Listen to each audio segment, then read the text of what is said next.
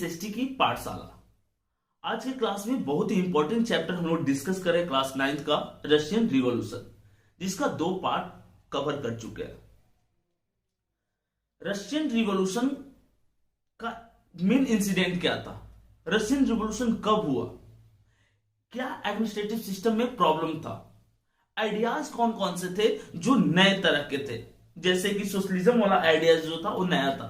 Das Kapital जिसको Karl Marx ने लिखा, जिन्होंने लेबर क्लास लोगों की यूनिटी की बात की, एक नया आइडिया था। तो इन सारे इंपॉर्टेंट पॉइंट को हम लोग प्रीवियस वीडियोस में डिस्कस कर चुके हैं। आज का जो इंपॉर्टेंट पॉइंट है वो है कि रशियन रिवॉल्यूशन का टाइम पीरियड कब से कब रहा है।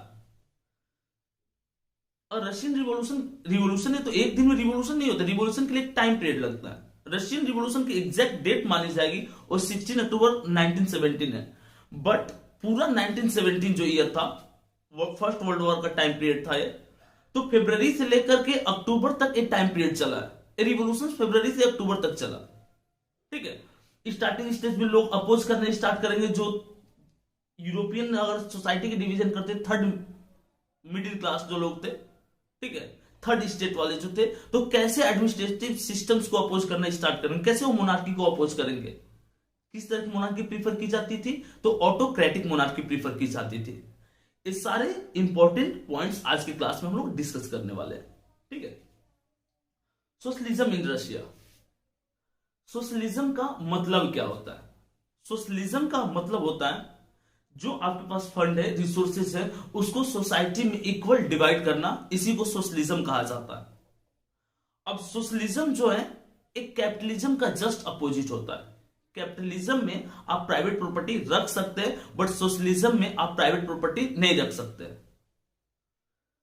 सोशलिज्म में सबसे बड़ा जो इसका बेनिफिट है, जो सबसे पॉजिटिव आउटकम्स है, इसमें हर किसी को इक्वल फैसिलिटी मिलता है, बट जो निगेटिव आउटकम्स है कि इसमें कंपटीशन वाला जो पॉइंट है वो खत्म हो जाता है।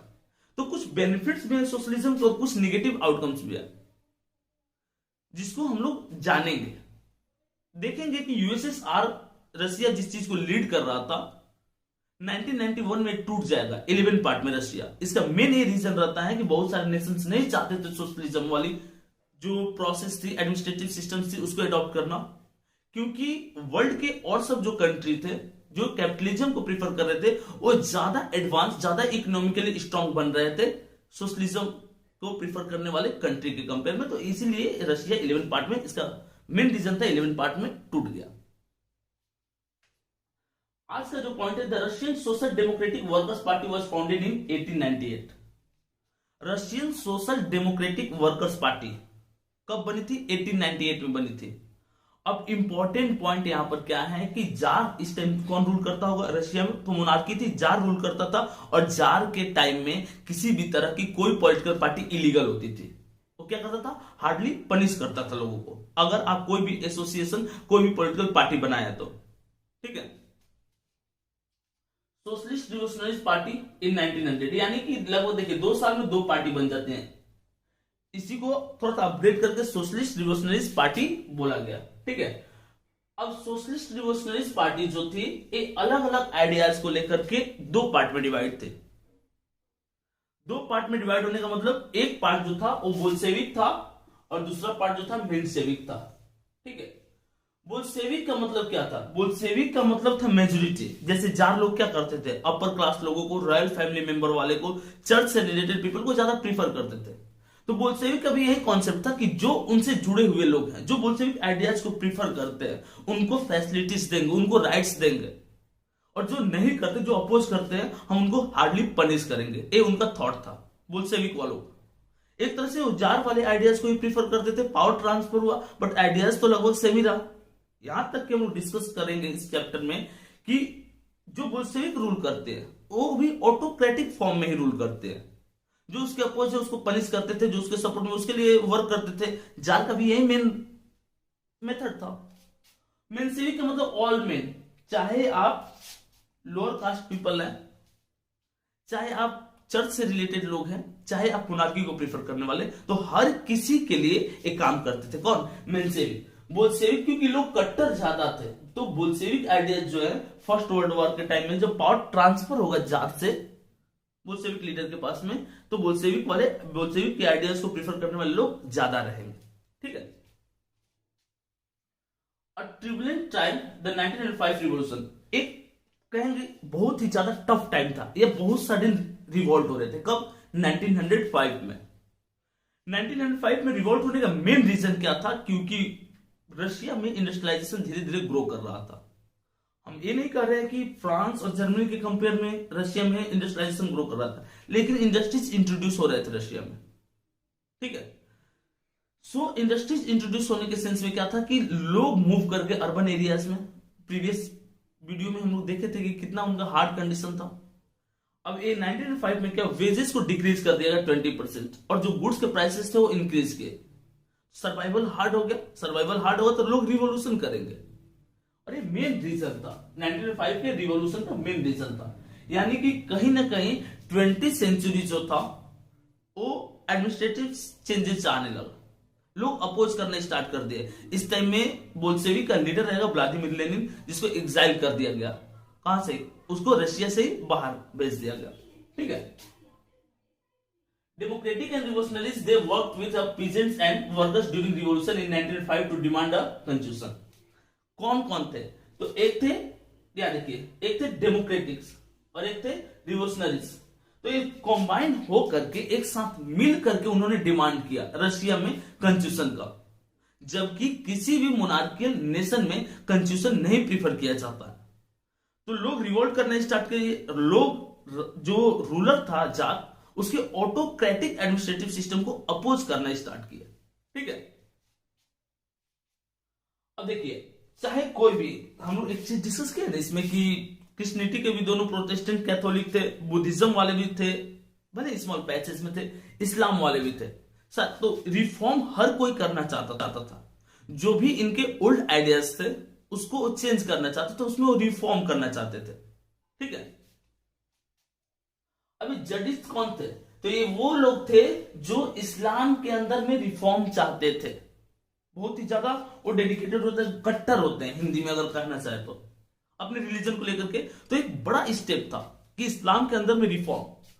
Dominated areas by Jadidist who wanted modernisation Islam to lead their societies. वो मॉडर्नाइजेशन चाहते थे।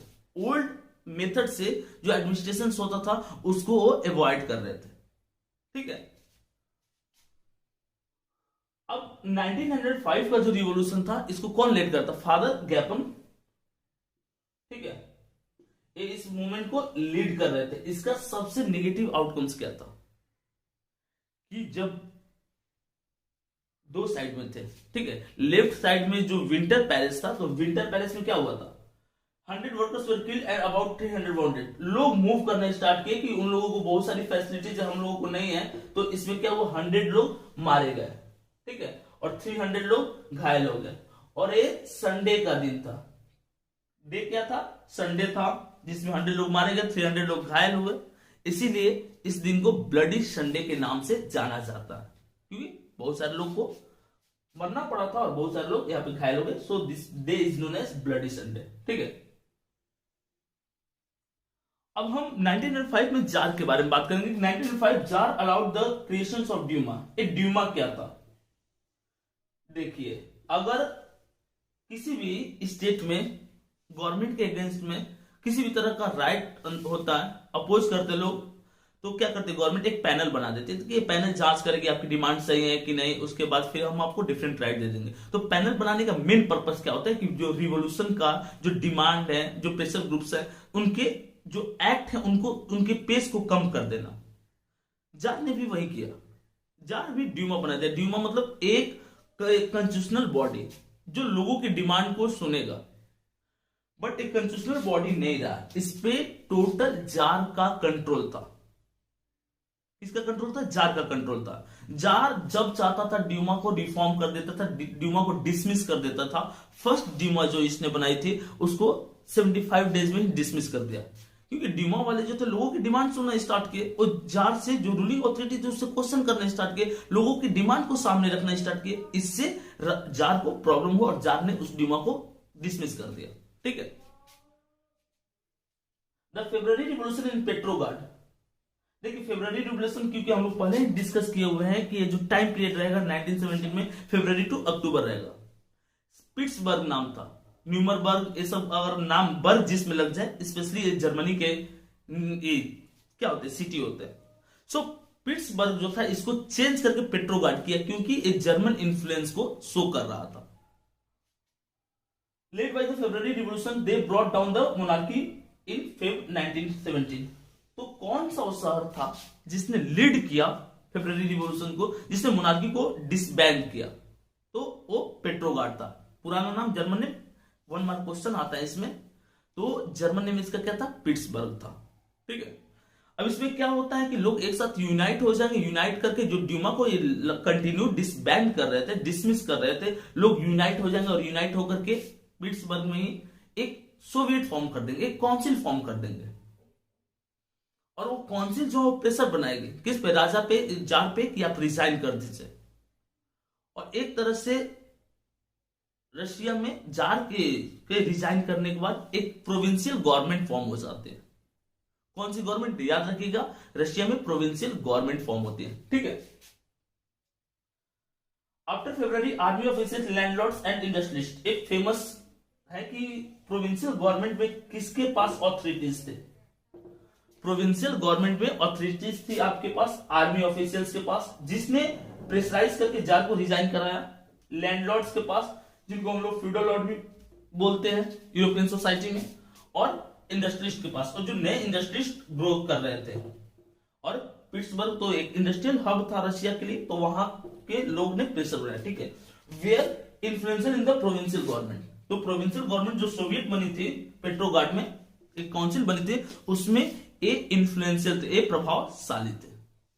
ठीक है, तो इस तरह से हम लोग पार्ट 3 है उसको कवर किए हैं। अगर इसके बाद भी आपके मन में इस वीडियो से के रिगार्डिंग या इस चैप्टर के रिगार्डिंग कोई भी डाउट रहे तो आप कमेंट करके पूछ सकते हैं। दूसरी बात की एसएसटी में किसी भी तरह के डाउट के लिए आप हमारे टेलीग्राम ग्रुप को ज्वाइन कीजिए, लिंक डिस्क्रिप्शन में दिया रहता है। वहां पे आप कंटिन्यू क्वेश्चन पूछ सकते हैं। हम लोग एक कोशिश करते हैं 24/7 आपको रिप्लाई करने की, हमारी टीम आपको रिप्लाई करेगी।